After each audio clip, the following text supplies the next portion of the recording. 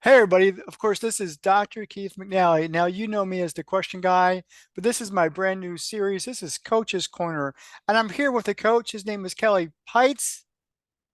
Did I get that right? You get that right. All right. And so he is actually a coach here in Hampton Roads, Virginia. And so we're going to talk about his strategies, and he specifically focuses on franchising. Isn't that right? Yeah, well, I'm part of a franchise and we focus on small to medium-sized businesses for the most part. That's kind of the niche. Okay. So let's go ahead and jump into that conversation. So what is the name of the company? And let's talk about how you go about coaching. Yeah, absolutely. So I am a master franchiser for Action Coach Business Coaching. It is a global business coaching firm, about 30 years in the making. Started in Australia by a guy named Brad Sugars, and he has since built it into this global organization in the past 30 years, and he is now actually living in Las Vegas. That's where the global office is, and and he's built this amazing franchise that with an amazing community of franchise partners and an amazing culture. And so, I'm an Action Coach master licensee, so I offer franchise ownership to people who are interested, take them through the process. But I'm also a business coach, and I coach. I have a firm here with Action Coach Tidewater, Virginia, and so I coach businesses as well. So what exactly is an action coach? What is an action coach? So Action Coach is the name of the company, right? It's the name of the franchise, and it was used to be called Action International, and then it got changed a long time ago to Action Coach. When you think about coaching, which is kind of it's a word people throw around a lot now. Mhm. There's all different types of coaching, right? Life coaches, business coaches, all sorts of coaches. And so when they started this, you look at coaches in sports, right? Why do people have coaches in sports, right? It's to get them to do things they wouldn't do on their own. It's to focus them and get them, an outside view to make them better. And that's exactly what we do too. And then there's accountability, right? Making sure that you're accountable to do the things you need to do to get the results you want to get. And so we say that, isn't just for sports, right? It's for business owners as well. So, that's the Action Coach. That's the name that they have. And I guess it kind of stuck.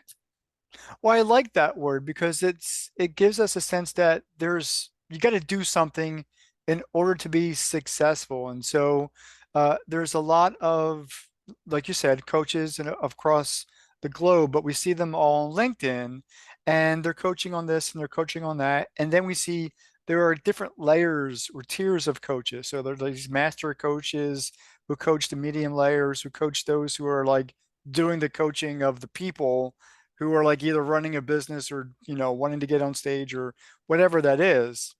Um, Based on what you've just said, what are the systems in place that really make action coaching successful? Because you said it's been around for 30 years.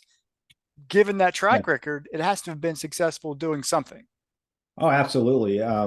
So first of all, biggest business coaching firm in the world and probably the most successful because the intellectual property and the systems and framework we have to help businesses grow is really second to none. It can kind of sum it up with what our definition of a successful business is, and that's a commercial profitable enterprise that works without you, works without the business owner. And the thing is, how many business owners are fitting that profile to you? Probably not many. Most small to medium sized business owners got into their business because they maybe had a passion for the industry. They didn't want to work for somebody else anymore. So they became self-employed, right? They kind of bought themselves a job, but they're Mhm. still working Yeah. and working more hours than they were working as an employee, probably paying themselves less. Um, and it shouldn't be that way. If you own a business, it should give you more life. It shouldn't steal life from you, but business owners just don't know how to build it. They know a lot about their industry. They may know a lot about plumbing if they have a plumbing business, but they don't know a lot about business and building a business. And the fact that you have to constantly learn, it never stops. And so what we come in and do with our framework is work them from the very bottom level of mastery at certain things all the way up to the results, which is more money, more time, being able to sell your business, if you want to, being able to step away from your business, put a general manager in charge, have it create passive income for you, which is what a business should do. And what most people went into business for is to have more free time and to make more money. But it doesn't always work that way. So there's a flip. There's two sides of this coin that I typically see. And I talk to some coaches, and I've been talking to some coaches for the past couple years, and the coin works like this. On the one side, there's somebody with an expertise of whatever that is. It could be labor, or plumber, or carpenter, somebody in education, doesn't matter. So they got expertise in something, and they think because they're an expert in that, they could simply, hang up that shingle and then advertise that I do something, right? Uh, and they're good at it. They're good at doing Mhm. something, whatever that would be. But being a business owner is a little bit different that finding out than actually having an expertise in something.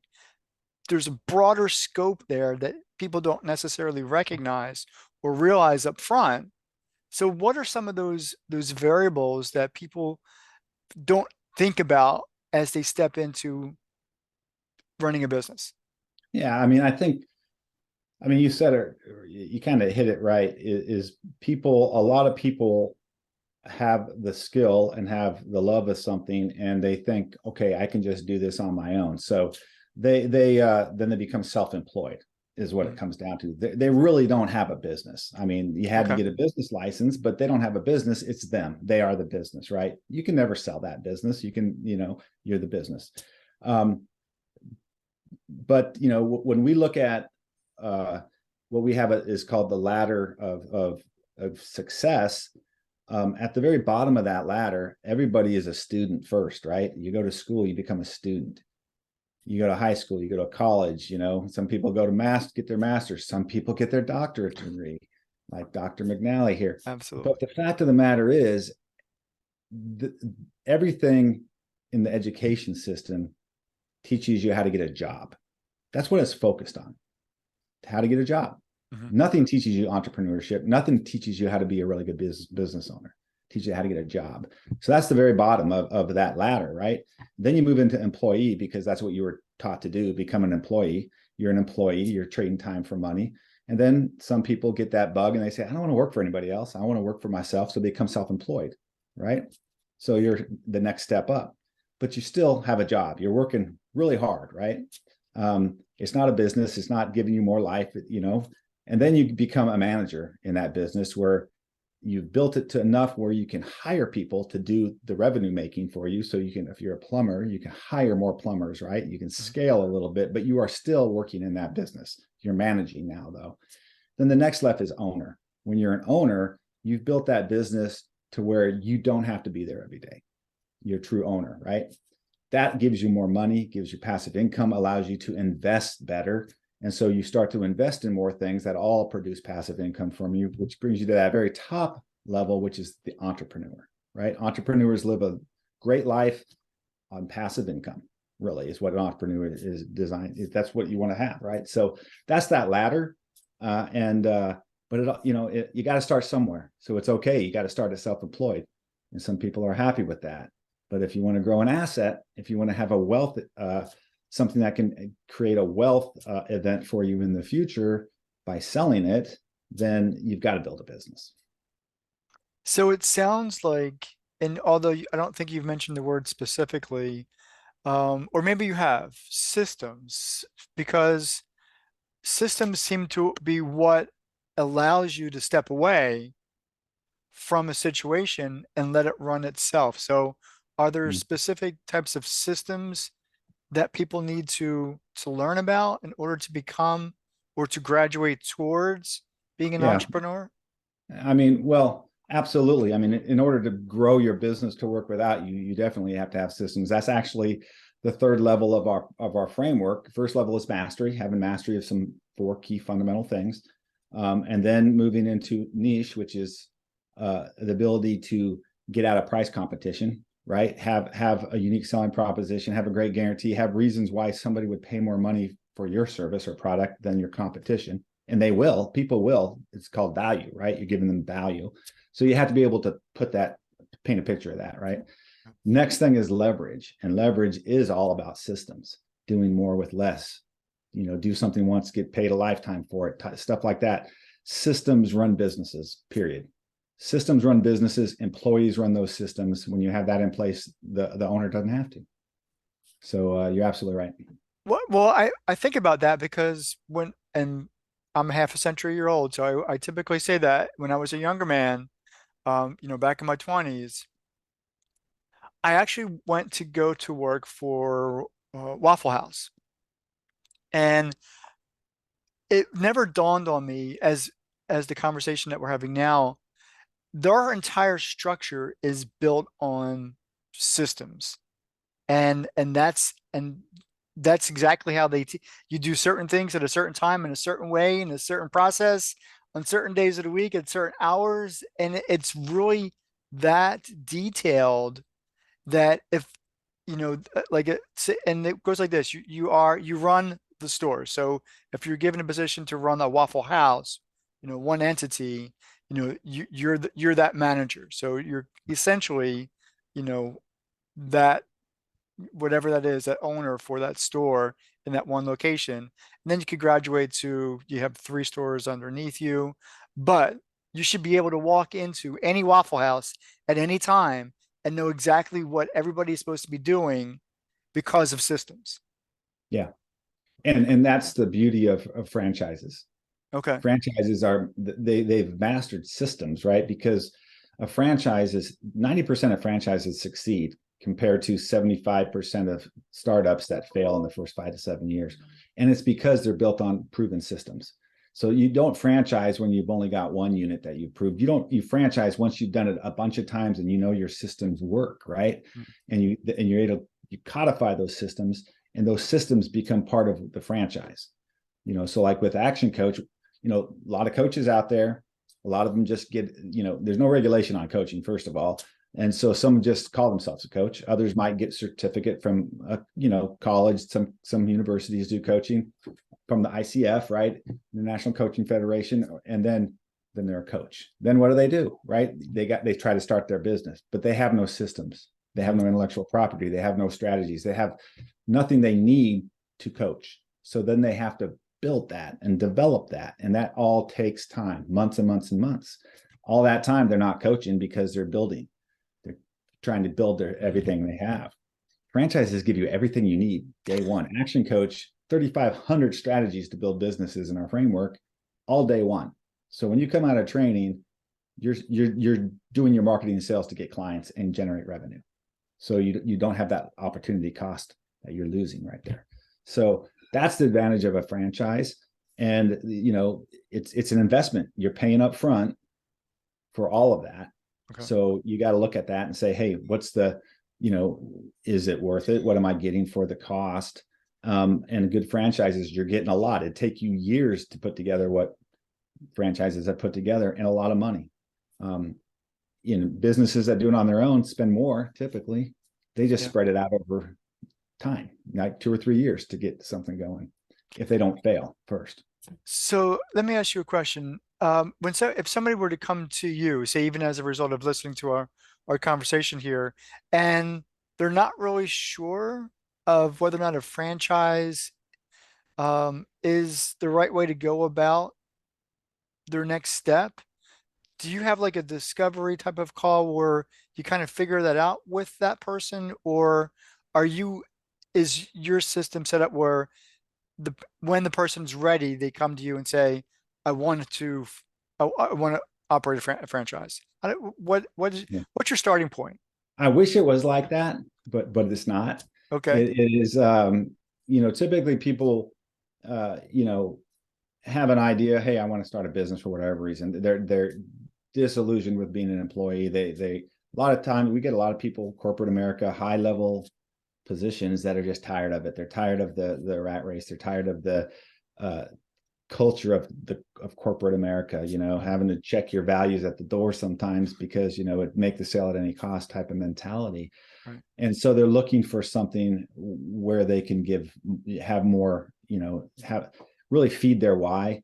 So what draws people to Action Coach is wanting to help others grow and succeed, wanting to help your community grow, because when you coaching businesses and they're growing and they're adding jobs to their business, you're helping that community grow economically. So that's kind of what brings people to Action Coach. So yes, we have an initial call. I call it a discovery call, where I kind of ask a lot of questions to try to get a feeling of why they're looking for something new. What is it? What don't they like about what they're doing now? And why do they think something else is going to be better? So trying to get that feeling, see if it could be a good fit. And I always tell people the discovery call is to determine if we agree that Action Coach might be a good fit for you. And Okay. if we both agree that it might be, then I talk to them about our due diligence process, which is a very deliberate process that takes between 30 and 45 days to go through, where you see, touch, feel everything within our franchise. You talk to other franchise owners, you do discovery day with our global office. It's all to determine if Action Coach is a good fit for them and if they're a good fit for Action Coach. And a big So that part of means that you is turn culture. people away. Oh yeah. Yeah. Okay. If they're not a fit, if I don't feel like they're going to be successful, if they're not a good fit, then I don't award them a franchise. Okay. So we made that mistakes, and a lot of franchises do when they first start, because they just want to get franchise partners. But if you bring somebody on and they're not going to succeed and they fail, that doesn't help you at all. It actually hurts you, in the long run. So curiosity is begging me to ask the next question. What are some of the criteria or characteristics of somebody that you were going to say no to? Well, What are you looking typically, for? yeah. Well, we're looking for somebody that has a passion to help others grow and succeed. Right? They have a passion for that. They have a passion about business in general, not just one aspect of it. They're generalists in business. And, we want somebody that's truly a builder, that wants to build an asset for themselves, because that's what we coach businesses to do. So we have to be congruent with that. We used to just have what was called a practice, where you could be a self-employed coach and own a practice, and you're the only coach in that practice, and that's all you could do. We don't offer that anymore, because you're self-employed at that point. That's not what we're coaching businesses to do. So why are we allowing people to do that with an Action Coach? So we want builders, people that understand how to grow and build and scale a business. They understand they can build a multi-million-dollar, multi-territory, company with Action Coach, and it can be a significant wealth event for them in the future, or it can be a legacy for them and their family as well. So that's what we look for. I mean, if someone doesn't have if you know that they can't engage with people, if they have a really hard time just talking with you because they're not comfortable with that, that's probably a sign they may not do well. You got to be able to engage with people. So, if it's not a good fit, we'll find out. I mean, there's 4 questions that we ask along the way that help us do that, right? One is this something you can be passionate about? Number one. Second one is this something you can succeed at? And are you willing to grow and learn to ensure that you do succeed? Because it is about learning and growing and following systems.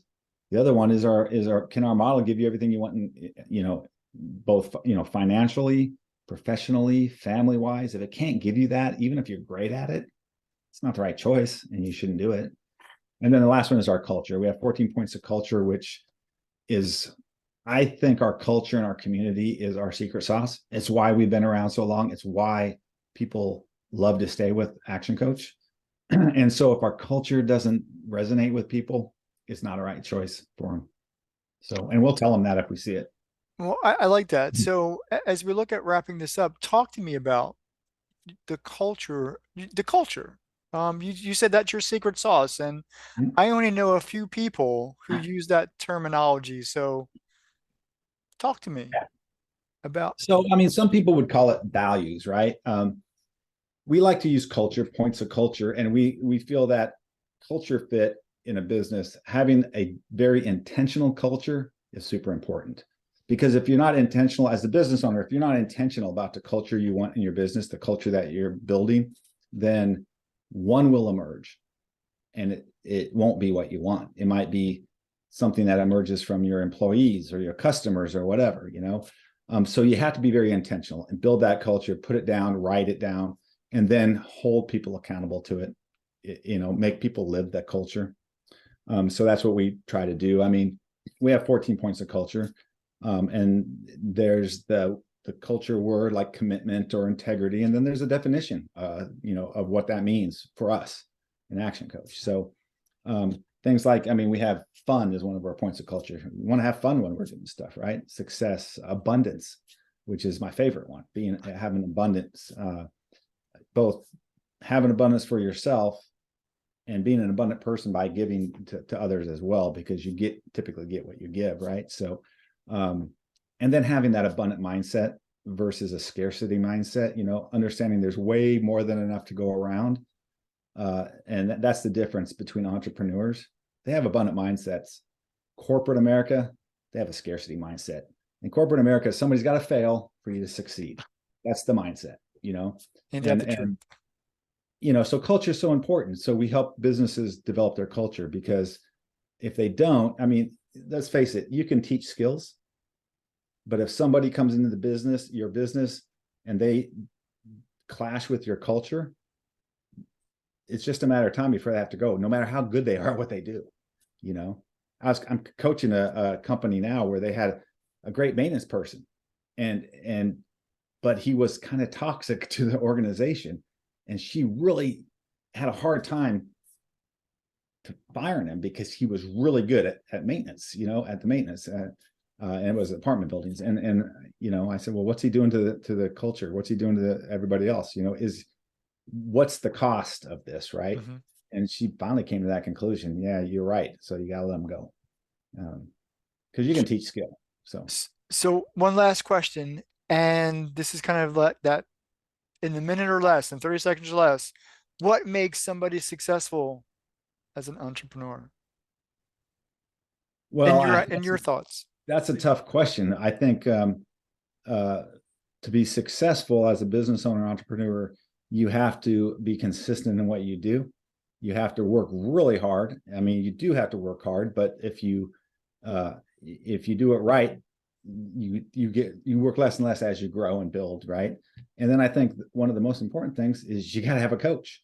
I mean, the most successful people in the world have coaches, and they have more than one. They have coaches for every aspect of their life.